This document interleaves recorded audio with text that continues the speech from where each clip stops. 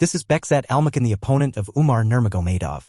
In this video we are going to take a closer look at him because he is widely unknown to the Western MMA fans. Bekzat Almakhan currently sits at a 17-1 record and makes his UFC debut on March 2nd versus Umar. To understand his style better, let us see how his wins are divided into knockouts, decisions, and submissions. When we go to topology to further dive into Bekzat's data, we can see that he has a record that consists of 17 wins, 1 loss, and 0 draws. He is currently 26 years old and is affiliated to Triumph Fights. From this and a quick look at his Instagram, we can see that he seems to have a striking base.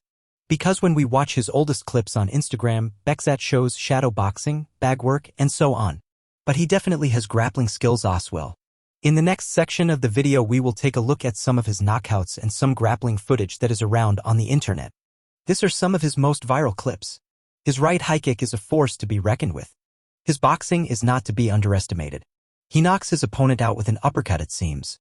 In the last clip, he made his opponent quit after connecting with the right high kick to his face. Without going deeper into the topic, we can clearly see from his record and the available fight footage that he has very solid striking.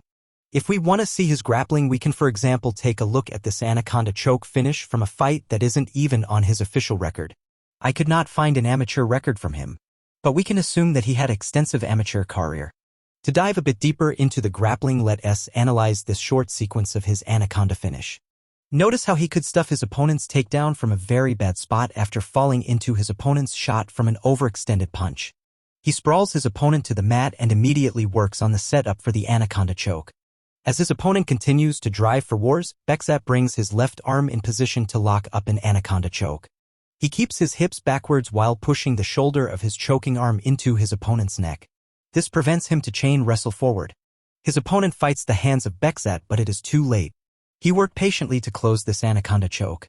Look at the rotation of his opponent's head. He is deep in the submission. To finish the anaconda choke, Bekzat does not use the traditional rolling method.